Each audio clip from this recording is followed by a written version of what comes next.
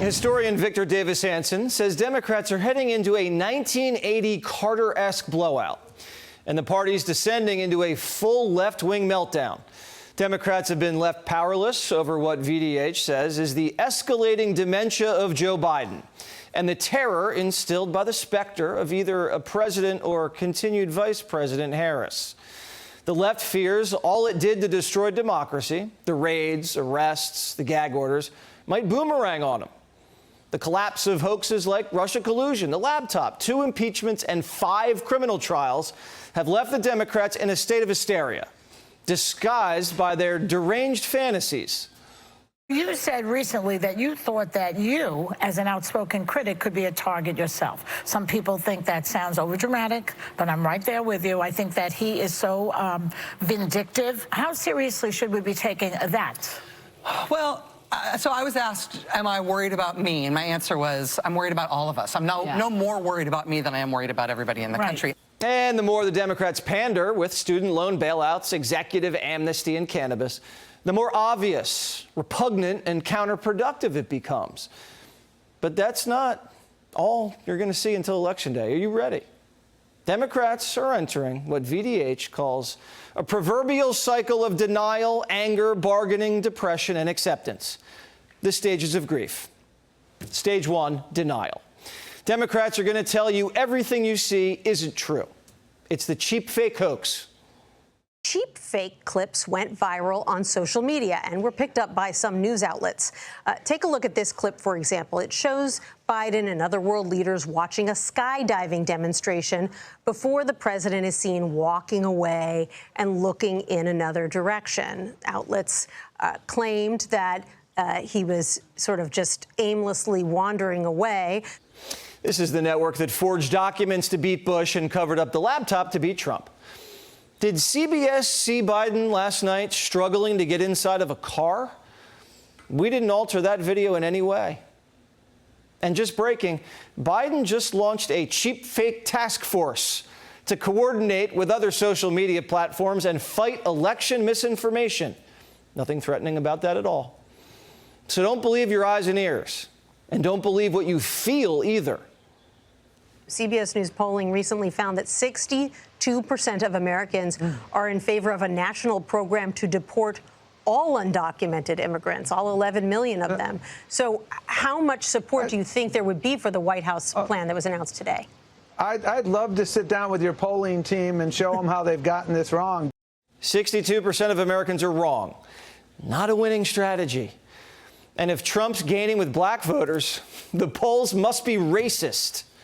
And so like 90 some odd black people, that's not enough black people to poll whether they are, like McDonald's. Like that's just not enough people in a sample to say, oh, 23% historic. These voters despise Trump. When you actually poll and ask a significant number, they don't like him. Despite the gold shoes, weirdly enough, and being a criminal. Right. Despite the gold shoes, but despite the 34 counts, beside the sort of rappers who danced around him, who he's probably paying off one way or another. You remember those old commercials? You wouldn't go to a burger place for fried chicken, right? You wouldn't go to a Chinese food restaurant for pizza. Why would you go to polling firms that don't really know much about the black community? NBC's own polling guru says Trump's black support is often clocking in at levels that would outpace those of all previous Republican nominees in the modern era. When you're in denial, you're not using God's greatest gift, reason, and your emotions take control. Stage 2 is anger. Oftentimes, that anger is directed at their fellow Democrats. They become short-tempered and hostile. I think Democratic culture has too many preachy females. It's too much, don't eat hamburgers, don't watch football, all right, wear condom. Like, man, leave me alone, you okay? I got a life to lead. Guy works at a tire repair shop in suburban Atlanta. Working 50 hours a week, making $16.50 an hour, and he wants to watch the football game. He wants to smoke dope and drink beer, and then everybody's telling him he's slothful, and they reject that. Stage 3 is bargaining.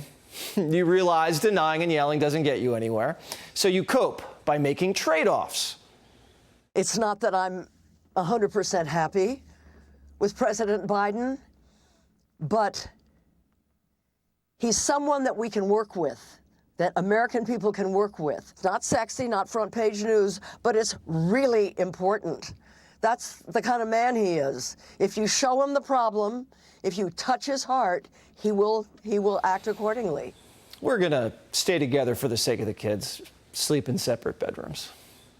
You and I, who are, we bleed blue, and the Democrats just are all up right now. My gut poll tells me that if the election was today, Trump would win, and that the Democrats, it's not an issue of panicking. It's an issue of understanding where you are and the problems you have and not whistling past the graveyard. So it's not about being hysterical. It's not about bedwetting, but it's about being a realist and going, we got a problem. I think bedwetting and nervous Nellies are all called for now. If you're not a bedwetter, you're stupid. That was stage 4, depression, the most painful of the 5 stages. Be on the lookout for recriminations, loathing, and foul language as reality begins to sink in. And it's not just Carville. A Democrat strategist tells Axios it is unclear to many of us watching from the outside whether the president and his core team realize how dire the situation is right now and whether they even have a plan to fix it. Someone inside of Biden's world said, even for those close to the center, there's a hesitance to raise skepticism or doubt about the current path for fear of being viewed as disloyal. Top Democrats are worrying that this is a losing campaign, focused too much on January 6th, democracy, and Trump's character, instead of real issues that affect voters. When you realize you can't go back, that's when you've reached the final stage of grief, acceptance. I can't say it enough.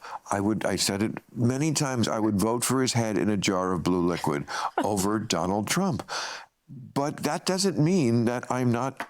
First of all, I think it's a moot point at this point. He's gonna lose. Who, Biden? Yes. So the next time you see a Democrat, just know they're grieving. And not everyone grieves the same. They're on a journey now. So don't mock or tease. Be the bigger person. And if you're feeling extra generous, maybe give them a hug. Click here to subscribe to the Fox News YouTube page to catch our hottest interviews and most compelling analysis. You won't get it anywhere else.